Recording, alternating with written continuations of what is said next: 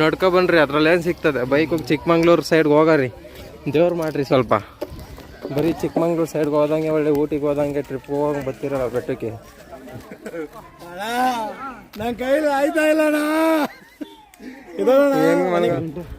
ನೋಡಿ ನಿನ್ನೆ ಕೇಳ್ತಾ ಇರೋರು ಎಲ್ಲರೂ ನಡುಗ್ತಾ ಇದೆ ಪಾಪ, ಅದು ನಡುಗ್ತಾ ಇದ್ ಏನು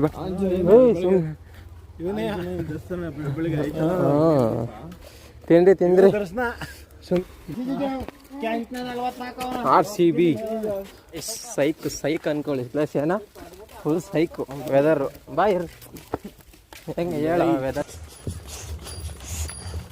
ಡೈಲಿ ಎಲ್ಲ ಹೋಯ್ತೀರಾ? ಜಾರಲ್ವಾ? ಅಭ್ಯಾಸ ಆಗಿರುತ್ತೆ, ಹೋಯ್ತಾರೆ. 90% ಮುಗಿಸಿದ್ದೀರಾ, ಏನನ್ಸುತ್ತೆ?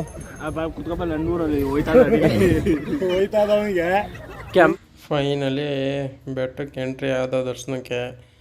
ಅಲ್ಲಿ ಒಳಗಡೆ ಹೋದ್ರೆ ಫುಲ್ಲು ರಶ್ ಇತ್ತು. ನಮಸ್ಕಾರ. ಬಂದೆ ಬೆಳಗಾನ ಪಾದಯಾತ್ರೆ ಮಾಡ್ತೀನಿ ಅಂತ ಬಂದ್ಬಿಟ್ಟು ನೀವು ಡೈರೆಕ್ಟ್ ಬೆಟ್ಟಕ್ಕೆ ಬಂದಿರಲ್ಲ.